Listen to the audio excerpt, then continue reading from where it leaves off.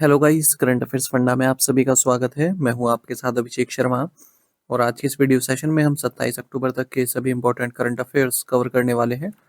हमेशा की तरह आप इस वीडियो को अंत तक जरूर देखिएगा। आज भी आपको काफ़ी कुछ जानने के लिए मिलेगा। सेशन की शुरुआत करने से पहले आप सभी को बताना चाहूँगा, यदि आप हमारी daily current affairs PDF, weekly PDF, monthly PDF और हर महीने के banking and economic awareness PDF चाहते हैं तो करंट अफेयर्स फंडा का 1 ईयर मेंबरशिप प्लान आप ज्वाइन कर सकते हैं, जिसका लिंक आपको वीडियो के डिस्क्रिप्शन में या फिर फर्स्ट कमेंट में मिल जाएगा। आपको बता दें, इस 1 ईयर मेंबरशिप प्लान के तहत जितना भी हमारा पीडीएफ कंटेंट है वो हम आपको 1 साल तक के लिए प्रोवाइड कराते हैं, जिसे आप डाउनलोड कर सकते हैं, प्रिंट आउट भी निकलवा सकते हैं। इसके लिए चाहे तो आप करंट अफेयर्स फंडा ऐप को यूज़ कर सकते हैं या फिर अपने लैपटॉप या सिस्टम की मदद से वेब लॉगिन भी कर सकते हैं। कोई भी आपका एग्जाम हो, banking, SSC, railway, state PCS, जहाँ पर भी जनरल अवेयरनेस या करंट अफेयर्स पूछे जाते हैं, सभी एग्जाम्स के लिए हमारा पीडीएफ कंटेंट काफ़ी यूजफुल है। इस पीडीएफ कोर्स में आपको RBI circulars, financial awareness, digital awareness, banking awareness, general and economic awareness सब कुछ प्रोवाइड करा रहे हैं। आरबीआई सर्कुलर्स की अगर हम बात करते हैं तो इस बार जो आईबीपीएस पीओ मेंस एग्जाम हो, वहाँ पर भी आरबीआई सर्कुलर से क्वेश्चन पूछे गए थे, क्योंकि सिलेबस का हिस्सा था। आरबीआई सर्कुलर्स आप आरबीआई की वेबसाइट से ही पढ़ सकते हैं, वहाँ पर अवेलेबल रहते हैं। पर प्रॉब्लम यह है कि काफ़ी लेंथी होते हैं और बैंकिंग और फाइनेंशियल टर्म्स उनमें काफ़ी यूज़ होती है, तो आपको समझने में समय लग सकता है। तो इसी काम को आसान बना दिया है करंट अफेयर्स फंडा ने। हमने जितने भी आरबीआई सर्कुलर्स हैं पिछले 5-6 महीनों के, उन्हें काफ़ी ईजी वे में पीडीएफ फॉर्मेट में तैयार किया है, यानी कि समझने में आपको आसानी हो सके, क्योंकि जितने भी इरेलीवेंट फैक्ट्स हैं उनको हटा दिया है। केवल जो काम की चीज़ है वो ही इंक्लूड किया है, जिससे वो हाईलाइट हो चुकी है जो भी इंपॉर्टेंट पॉइंट्स हैं। हर आरबीआई सर्कुलर के साथ आपको एमसीक्यूज भी दे रहे हैं प्रैक्टिस करने के लिए, तो इससे आपको अच्छी खासी प्रैक्टिस आरबीआई सर्कुलर की हो जाएगी। तो इसी पीडीएफ पैकेज में प्राप्त हो रहा है आपको। बाकी कंप्लीट बैंकिंग अवेयरनेस हमने आपको इसमें पढ़ाया हुआ है, न केवल आपके बैंकिंग मेंस एग्जाम के लिए, बल्कि अगर आप बैंकिंग इंटरव्यूज देते हैं जैसे IBPS PO, SBI PO, RRB PO, even RBI grade B, इन इंटरव्यूज में जो बैंकिंग नॉलेज आपसे पूछी जाती है उसे भी आप आंसर कर पाएंगे इस कोर्स को पढ़कर।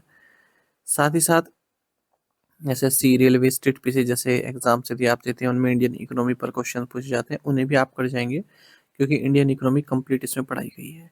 इंश्योरेंस इंडस्ट्री संबंधित डेडिकेटेड चैप्टर इसमें दिया गया है, ताकि इंश्योरेंस के बेसिक्स आपके क्लियर हो जाए। जैसे क्या हिस्ट्री रही है भारत में इंश्योरेंस की, प्रेजेंट स्टेटस क्या है इंश्योरेंस इंडस्ट्री का, और फ्यूचर में क्या क्या प्लानिंग है, तो ये सभी इसमें डिस्कस किया गया है।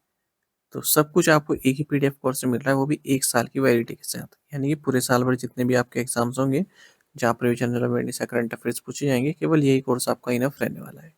तो कोर्स आपको करंट अफेयर्स फंडा ऐप पर मिल जाएगा। ऐप का लिंक वीडियो के डिस्क्रिप्शन में भी दिया गया है और फर्स्ट कमेंट में भी पिन कर दिया गया है। तो लिंक पर क्लिक कीजिए, ऐप को इंस्टॉल कीजिए, लॉगिन करने के बाद ये कोर्स आप बाय कर पाएंगे। फिर भी कोई डाउट आपका रहता है तो हमारा कस्टमर केयर नंबर है 8448169188, इस पर आप कॉल कीजिए या फिर व्हाट्सएप करके भी जानकारी प्राप्त कर सकते हैं। तो बिना किसी तरीके शुरुआत करेंगे इस वीडियो सेशन की। सेशन की शुरुआत हमेशा की तरह क्वेश्चन ऑफ द डे से करेंगे, जिसका आंसर आपको अभी कमेंट बॉक्स में करना है। पूछ रहे हैं कि रिहांद थर्मल पावर स्टेशन कहाँ स्थित है, where is the Rihand thermal power station located. Option है गुजरात, झारखंड, छत्तीसगढ़ या फिर उत्तर प्रदेश। जल्दी से आंसर कर दीजिए, फिर हम आगे बढ़ते हैं। और इसी तरह के क्वेश्चन यदि आप प्रैक्टिस करना चाहते हैं तो हमें टेलीग्राम पर जरूर ज्वाइन कीजिएगा। करंट अफेयर्स फंडा नाम से हमारा टेलीग्राम चैनल है।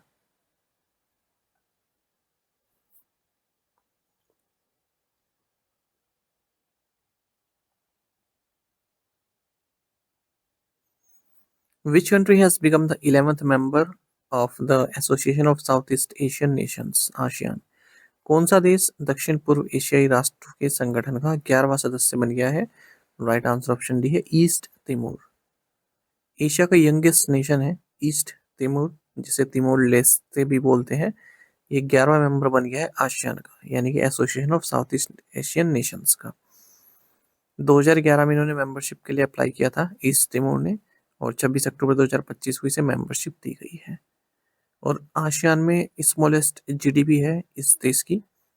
अब तक आसियान में जो सबसे स्मॉलेस्ट मेंबर है वो लाओस था, उससे भी 15% कम जीडीपी तिमोर लेस्ते की है। इंडोनेशिया और ऑस्ट्रेलिया के बीच में स्थित है ये कंट्री। पोर्चुगीज कॉलोनी रह चुका है लगभग 4 सेंचुरीज तक, और 1975 में इसे स्वतंत्रता प्राप्त हुई थी। आसियान की बात करते हैं। 8 अगस्त 1967 को इसकी स्थापना हुई। हेडक्वार्टर्स जकार्ता इंडोनेशिया में है। मोटो है इसका one vision, one identity, one community. जो करंट सेक्रेटरी जनरल है आसियान के, काओ किम होन है, और जो चेयरमैनशिप है इस साल आसियान की, वो मलेशिया के पास है। Who has been nominated by UNESCO's executive board to become the next director general. UNESCO के कार्यकारी बोर्ड ने अगले महानिदेशक के रूप में किसे नामित किया है? राइट आंसर ऑप्शन डी है Khaled El Enany. Khaled El Enany Egypt से आते हैं। इन्हें यूनेस्को का जो एग्जीक्यूटिव बोर्ड है उनके द्वारा नॉमिनेट किया गया है कि ये यूनेस्को के अगले डायरेक्टर जनरल होंगे और इस पोजीशन पर ऑड्रे असुले को सक्सीड करेंगे। 4 साल का इनका टर्म रहने वाला है। 2026 के शुरुआत में इनका टर्म स्टार्ट होगा। आपको बता दें ये इजिप्टोलॉजिस्ट हैं, former minister of antiquities and tourism भी रह चुके हैं इजिप्ट में। यूनेस्को का मतलब है United Nations Educational, Scientific and Cultural Organisation. 16 नवंबर 1945 को इसकी स्थापना हुई थी लंदन में, और इसकी पेरेंट ऑर्गेनाइजेशन यूनाइटेड नेशंस है। 194 मेंबर स्टेट्स हैं और हेडक्वार्टर्स यूनेस्को का पेरिस फ्रांस में है। यूनिसेफ और यूनेस्को इन दोनों के हेडक्वार्टर्स में काफ़ी कंफ्यूजन होता है, तो उसे आप याद रखें। Tuvalu has officially become the 90th state member of the International Union for Conservation of Nature (IUCN). Tuvalu आधिकारिक तौर पर अंतर्राष्ट्रीय प्रकृति संरक्षण संघ का 90वां राज्य सदस्य बन गया है। तो तुवालू 90th स्टेट मेंबर बन गया है international union for conservation of nature का। तुवालू एक स्मॉल पोलिनेशियन आइलैंड नेशन है वेस्ट सेंट्रल पैसिफिक ओशन में। 9 अटोल्स और लो लाइंग आइलैंड्स हैं यहाँ पर। टोटल लैंड एरिया केवल 26 स्क्वायर किलोमीटर्स का है। यहाँ का भी एक यूनिक इकोसिस्टम है, कल्चर ट्रेडिशनल है, नेचर से संबंधित। Which country hosted the world's first ever live under water interview? किस देश ने दुनिया का पहला लाइव अंडर वाटर इंटरव्यू आयोजित किया है? राइट आंसर ऑप्शन बी है पलाऊ। तो पलाऊ जो कि एक पैसिफिक आइलैंड नेशन है, इसने वर्ल्ड का first live under water interview conduct किया है, यानी कि पानी के नीचे, या आप कह सकते हैं पानी में एक इंटरव्यू हुआ है लाइव, वो भी टेलीकास्ट हुआ है।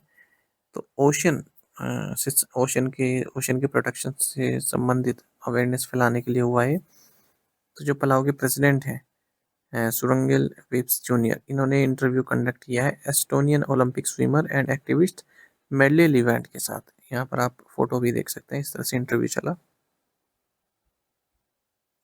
आपको बता दें एक बार पूरी कैबिनेट मीटिंग भी हुई थी समुद्र में ही। ये तो हुआ था 2009 में। फॉर्मर मालदीव्स प्रेसिडेंट मोहम्मद नसीद ने किया था कैबिनेट मीटिंग स्कूबा स्क्लैड ऑफिशियल्स के साथ मिलकर। Finance minister Nirmala Sitharaman inaugurate the historic Brihaspati Kund eight which place? वित्त मंत्री निर्मला सीतारमन ने किस स्थान पर ऐतिहासिक बृहस्पति कुंड का उद्घाटन किया? राइट आंसर ऑप्शन सी है अयोध्या।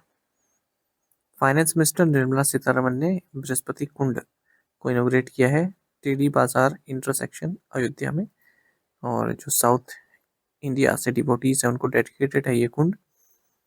अयोध्या में 108 पवित्र कुंड की चर्चा की गई है, वेदास में भी, पुराणास में भी और उपनिषद्स में भी।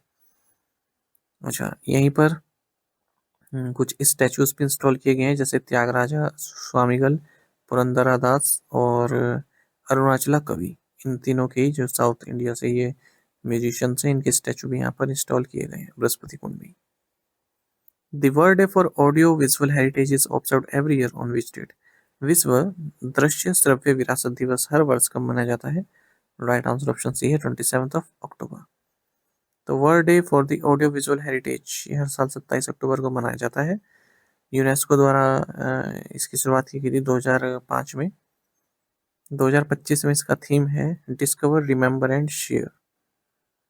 In which district of Nagaland did PM Narendra Modi lay the foundation stone of the integrated aqua park? प्रधानमंत्री नरेंद्र मोदी ने नागालैंड के किस जिले में एकीकृत एक्वा पार्क की आधारशिला रखी है? राइट आंसर ऑप्शन डी है मोकोकचुंग। प्राइम मिनिस्टर नरेंद्र मोदी ने वर्चुअली इंटीग्रेटेड एक्वा पार्क की आधारशिला रखी है जुडिकोंग, जो कि मोकोकुंग डिस्ट्रिक्ट नागालैंड में आता है। इस इंटीग्रेटेड एक्वा पार्क की आधारशिला रखी गई है प्रधानमंत्री मत्स्य संपदा योजना के तहत। तो नागालैंड का पहला एक्वा पार्क है ये। जो भी फिशरीज डेवलपमेंट एक्टिविटीज़ हैं वो यहाँ पर होंगी। जैसे फिश एंड सीड प्रोडक्शन के लिए फेमस रहेगा ये। Which country did both Indian under-18 kabaddi teams defeat in their respective finals at the 2025 Asian Youth Games in Bahrain? Bahrain में 2025 एशियाई युवा खेलों में दोनों भारतीय अंडर 18 कबड्डी टीमों ने अपने अपने फाइनल में किस देश को हराया है? राइट आंसर ऑप्शन ए है ईरान। तो बात हो रही है 2025 एशियन यूथ गेम्स की, जो कि बहरीन में हुए हैं। तो यहाँ पर भारत ने कबड्डी के दोनों इवेंट जीते हैं, यानी कि मेल और फीमेल या man and women. Under 18 teams इसमें गई थी, गोल्ड इन्होंने जीते हैं और अनबीटन रहे हैं, पूरे पूरे इवेंट में हारे नहीं है। तो गर्ल्स की टीम ने ईरान को 75-21 से हराया, बॉयज की टीम ने ईरान को ही 35-32 से हराया है। Who won the 2025 MLS golden boot? 2025 MLS golden boot किसने जीता है? राइट आंसर ऑप्शन ए है Lionel Messi. Lionel Messi Argentina से हैं, इन्होंने 2025 MLS गोल्डन बूट जीता है। 29 गोल्स इन्होंने स्कोर किए हैं, 19 असिस्ट इन्होंने ऐड किए हैं अपने सेकंड फुल सीजन में इंटर मियामी के साथ।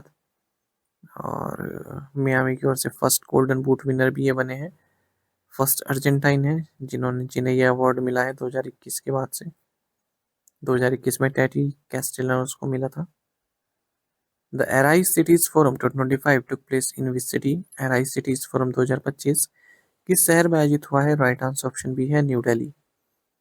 Delhi declaration on local action for global climate goals, इन्होंने एराइज सिटीज फोरम माफ कीजिएगा, जो ये एक एराइज सिटीज फोरम 2025 है न्यू दिल्ली में हुआ है। यहाँ पर एक दिल्ली डिक्लेरेशन का अडॉप्ट किया गया है, जिसका पूरा टाइटल है Delhi declaration on local action for global climate goals. ठीक है, इसको अडॉप्ट किया गया है। और ये जो डिक्लेरेशन है इसको COP30 जो बेलेम ब्राजील में होगा वहाँ पर प्रस्तुत किया जाएगा। इस फोरम को को होस्ट किया गया है ICLEI South Asia, National Institute of Urban Affairs, इन दोनों के द्वारा। तो डिक्लेरेशन में वही है कि पेरिस एग्रीमेंट गोल्स को किस तरह से अचीव किया जाए। एराइज का मतलब है adaptive, resilient, innovative, sustainable and equitable. इसका ऑब्जेक्टिव क्या है? To create a collaborative platform for city leaders, experts and policy makers to discuss sustainable urban futures. और इसकी अगुवाई कौन करता है? ICLEI साउथ एशिया, यानी कि international council for local environmental initiative, जो कि 2500 से ज़्यादा लोकल एंड रीजनल गवर्नमेंट्स जो कि सस्टेनेबल अर्बन डेवलपमेंट के लिए कमिटेड है, उनका एक नेटवर्क है। Which two countries jointly launch the connectivity and innovation centre? किन दो देशों ने संयुक्त रूप से कनेक्टिविटी और इनोवेशन सेंटर का शुभारंभ किया है? राइट आंसर ऑप्शन डी है India and the United kingdom. India and the United kingdom इन्होंने मिलकर India UK connectivity and innovation centre को लॉन्च किया है, ताकि दोनों ही देश डिजिटल टेक्नोलॉजीज, शिक्षा, रिसर्च में साथ आगे बढ़ सकें। और 282 करोड़ रुपए, ये आपके 24 मिलियन पाउंड की भी एक कमिटमेंट इन दोनों के बीच में की गई है अगले 4 साल तक इस इनिशिएटिव को आगे बढ़ाने के लिए। The center will bring together complementary strengths in UK and Indian innovation in advanced connectivity, linking cutting-edge research at universities with lab testing and field trials through to market deployment. Virat Kohli recently became the second highest run getter in ODI cricket, surpassing which legendary cricketer? Virat Kohli हाल ही में किस दिग्गज cricketer को पीछे छोड़ते हुए एक दिवसीय cricket में दूसरे सबसे ज्यादा रन बनाने वाले खिलाड़ी बन गए? राइट आंसर ऑप्शन डी है कुमार संगकारा। तो भारतीय बल्लेबाज विराट कोहली ने श्रीलंका के कुमार संगकारा को पीछे छोड़ दिया है और सेकंड हाईएस्ट रन गेटर बन गए हैं ODI क्रिकेट में, यानी कि दूसरे नंबर पर सबसे ज्यादा रन इनके ODI क्रिकेट में। और साथ ही ये हाईएस्ट रन गेटर बन गए हैं अगर हम लिमिटेड ओवर्स इंटरनेशनल क्रिकेट की बात करें। लिमिटेड ओवर्स मतलब T20 और वनडे, अगर इन दोनों के रन ऐड करते हैं सबसे ज़्यादा इनके हैं, सचिन तेंदुलकर से भी ज़्यादा है। लेकिन अगर हम केवल ODI की बात करें तो ये दूसरे नंबर पर है, पहले नंबर पर सचिन है। तो 305 वनडे इंटरनेशनल्स में विराट ने 14,250 रन बनाए हैं 293 इनिंग्स में, एवरेज 57.69 का रहा है। 51 सेंचुरीज है, 75 फिफ्टीज है। सचिन हाईएस्ट रन गेटर है ODI फॉर्मेट में, 18,426 रन है 463 मैचेस में, एवरेज 44.83 का है। 49 सेंचुरीज है, 96 फिफ्टीज है। एक और रिकॉर्ड देखते हैं क्रिकेट में। जसप्रीत बुमराह ये फर्स्ट इंडियन सीमर या इंडियन बॉलर बन गए हैं, फास्ट बॉलर, जिन्होंने 50 मैचेस खेले हैं हर एक फॉर्मेट में, यानी कि T20 में भी, टेस्ट में भी और वनडे इंटरनेशनल में भी। तो वेस्ट इंडीज के खिलाफ जो श्रृंखला चली थी वहां पर इन्होंने अचीवमेंट प्राप्त की थी। इनके अलावा अगर हम ओवरऑल क्रिकेटर बात करें, न केवल गेंदबाज बल्कि बल्लेबाज भी, तो MS धोनी भी है इस लिस्ट में, विराट कोहली है, रोहित शर्मा है, रविंद्र जडेजा है, R अश्विन है, KL राहुल है। Which Indian state has launched dedicated tourism police units to enhance tourist safety? किस भारतीय राज्य ने पर्यटक सुरक्षा बढ़ाने के लिए समर्पित पर्यटन पुलिस इकाइयां शुरू की हैं? राइट आंसर ऑप्शन सी है तेलंगाना। तो तेलंगाना स्टेट ने एक dedicated tourist police units launch की हैं ताकि टूरिस्ट सेफ्टी बनी रहे राज्य में। और हफ्ते भर का ये प्रोग्राम चलने वाला है, जिसमें 80 पर्सनल का पहला बैच इंडक्ट किया जाएगा। इनकी ट्रेनिंग चली है national Institute of tourism and hospitality management Hyderabad में। How many My Bharat National Service Scheme Awards were presented by the President of India for 2022-23? Bharat के राष्ट्रपति द्वारा 2022-23 के लिए कितने माई भारत राष्ट्रीय सेवा योजना पुरस्कार प्रदान किए गए? राइट आंसर ऑप्शन सी है 40। तो president of India Shrimati Droupadi Murmu ने my Bharat national service scheme awards दिए 2022-23 के लिए राष्ट्रपति भवन में। इन्होंने 40 अवार्ड्स दिए हैं NSS units and their program officers और NSS वॉलंटियर्स को। तो दो डिफरेंट कैटेगरीज में अवार्ड दिए गए। पहला है NSS units and their program officers, जिसमें हर एक NSS यूनिट को 2 लाख रुपए दिए गए हैं, एक ट्रॉफी दी गई है, और 1.5 लाख रुपए दिए गए हैं हर एक प्रोग्राम ऑफिसर को। NSS वॉलंटियर्स जो इनको 1 लाख रुपए दिए गए हैं। तो ऐसे पुरस्कार 30 लोगों को मिले हैं, और जो ऊपर NSS यूनिट्स और इनके जो प्रोग्राम ऑफिसर्स हैं, ऐसे अवार्ड 10 जगह दिए गए हैं। According to Deloitte India, India's economy is expected to grow by what percentage in the current fiscal? Deloitte India के अनुसार चालू वित्त वर्ष में भारत की अर्थव्यवस्था कितने प्रतिशत बढ़ने की उम्मीद है? राइट आंसर ऑप्शन सी है 6.7 to 6.9%। डेलॉइट इंडिया की जो इंडिया इकोनॉमिक आउटलुक रिपोर्ट है, उसने बताया कि इंडिया की इकोनॉमी 6.7 से 6.9% के बीच में ग्रो करेगी करंट फिजिकल में, और 7.8% हमने ग्रो किया था अप्रैल से जून क्वार्टर में इस करंट फिजिकल के। RBI ने भी ये बताया हुआ है कि 6.8% हम ग्रो करेंगे फाइनेंशियल 26 में, यानी कि 25-26 में। Which organisation launch the AI part assistant UPI help? किस संगठन ने AI संचालित सहायक UPI हेल्प लॉन्च किया है? राइट आंसर ऑप्शन बी है NPCI। तो national payments corporation of India NPCI ने एक नया AI पार्ट असिस्टेंट जिसका नाम है UPI हेल्प, इसको लॉन्च किया है ताकि UPI के जरिए जो भी ट्रांजेक्शन की जा रही हैं उनको सिंप्लीफाई किया जा सके। कोई भी आपकी ग्रीवेंसेस है, कोई इशू आ गया UPI पेमेंट से संबंधित, ठीक है, किस तरह से मैनेज करना है आपको पेमेंट मैंडेट्स, कोई क्वेरी है, वो सब इसमें आप बता सकते हैं। यानी कि जो आप कस्टमर सपोर्ट लेते हैं ना, किससे बात करते हैं, उस पर डिपेंडेंस आपकी कम हो जाएगी। अब ये AI part assistant UPI help ही हेल्प करेगा। Who was awarded CET men's test batter of the year? CET men's test batter of the year का पुरस्कार कैसे दिया गया है? राइट आंसर ऑप्शन बी है हैरी ब्रुक। तो CET जो कि इंडिया का लीडिंग टायर मैन्युफैक्चरर, इसने 27th एडिशन को होस्ट किया है CET क्रिकेट रेटिंग अवार्ड्स देख लेते हैं। तो CET domestic cricketer of the year Harsh Dubey, CET men's test batter of the year Harry Brook, CET test bowler of the year Prabath Jayasuriya, emerging young player of the year Angkrish Raghuvanshi, और CET women's international bowler of the year Deepti Sharma. इस तरह से कई सारे award हैं। Women's international batsman Smriti Mandhana है, CET life time achievement of the year BS Chandrasekhar, men's ODI bowler of the year Matt Henry, men's ODI batter of the year Kane Williamson. Memento दिया गया है चैंपियंस ट्रॉफी 2025 में highest run बनाने के लिए श्रेयस अय्यर को। Men's T20 batter of the year Sanju Samson है, T20 bowler of the year Varun Chakravarthy हैं।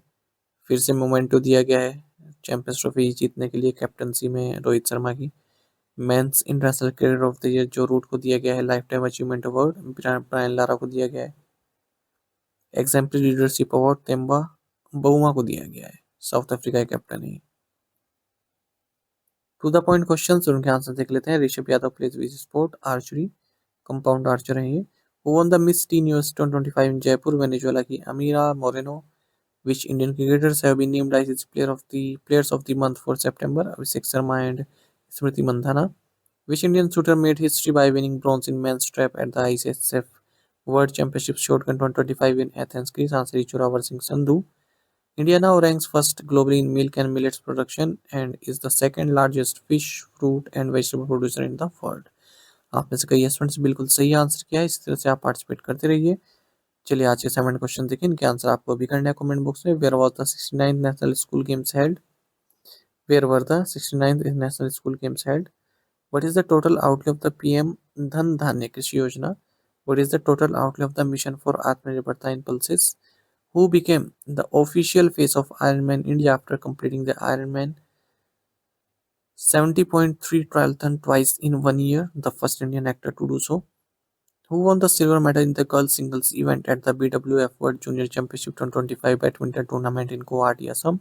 She lost to Thailand's second seed Anayapat Pichitra Prichasak. ठीक है, इन 5 क्वेश्चंस के आंसर आपको कमेंट बॉक्स में करने हैं। यदि एक क्वेश्चन का आंसर भी आता है वो भी आप हमें अवश्य बताइएगा। साथ ही में टेलीग्राम पर जरूर ज्वाइन कीजिए। करंट अफेयर्स फंडा नाम से हमारा टेलीग्राम चैनल है। Thank you guys.